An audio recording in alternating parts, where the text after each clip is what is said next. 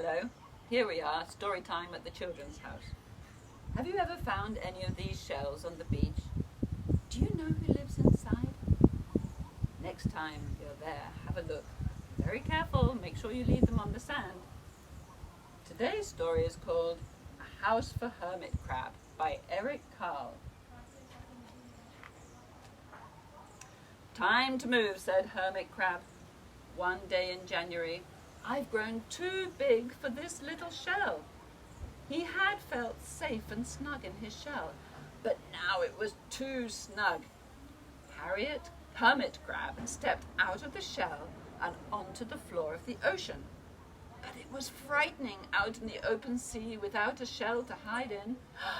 What if a big fish comes along and attacks me, he thought. I must find a new home soon. Early in February, Hermit Crab found just the house he was looking for. It was a big shell and strong.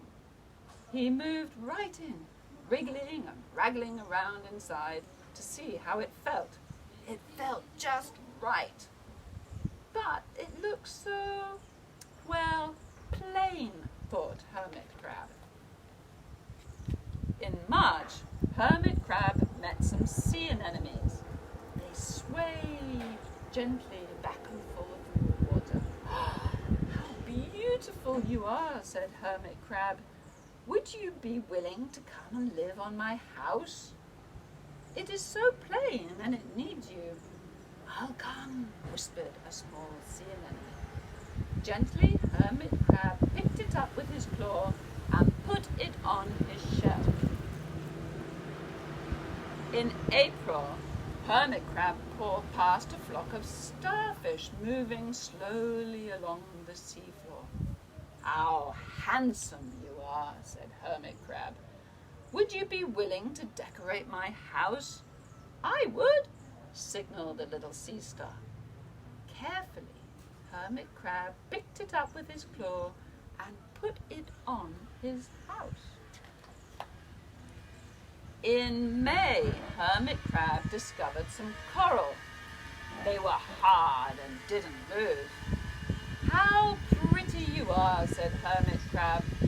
Would one of you be willing to make my house more beautiful? I would, creaked a crusty coral. Gingerly, Hermit Crab picked up his claw and placed it on his shell.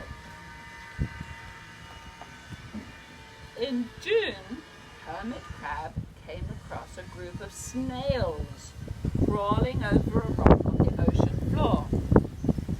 They grazed as they went, picking up algae and bits of debris, leaving a neat path behind them. How tidy and hard-working you are, said Hermit Crab. Would one of you be willing to come and help clean my house? I would, offered one of the snails. Happily, Hermit Crab picked it up with his claw and placed it on his shell. In July, Hermit Crab came upon several sea urchins. They had sharp, prickly needles. How fierce you look, said Hermit Crab. Would you be willing to protect my house? I would, answered a spiky sea urchin. Gratefully, Hermit Crab picked it up with his claw and placed it near his shell. In August, Hermit Crab and his friends wandered into a forest of seaweed. It's so dark here, thought Hermit Crab. How dim it is, murmured the sea anemone. How gloomy it is, whispered the starfish. How murky it is, complained the coral. I can't see, said the snail. It's like nighttime, cried the sea urchin. In September, Hermit Crab spotted a school of lanternfish darting through the dark water. How bright you are, said Hermit Crab. Would one of you be willing to light up our house? I would, replied one of the lanternfish. and it swam over near the shell. In October, Hermit Crab approached a pile of smooth pebbles. "How sturdy you are," said Hermit Crab. "Would you mind if I rearranged you?" "Not at all," answered the pebbles. Hermit Crab picked them up one by one with his claw and built a wall around his shell. "Now my house is perfect," cheered Hermit Crab.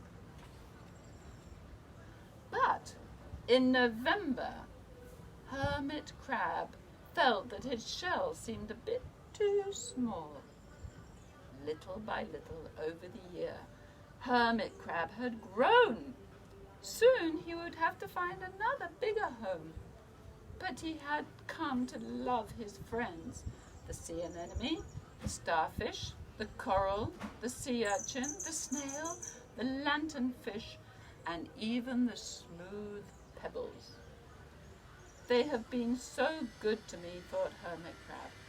"They are like a family.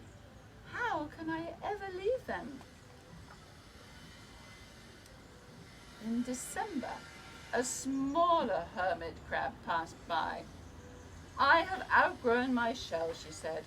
"Would you know of a place for me?"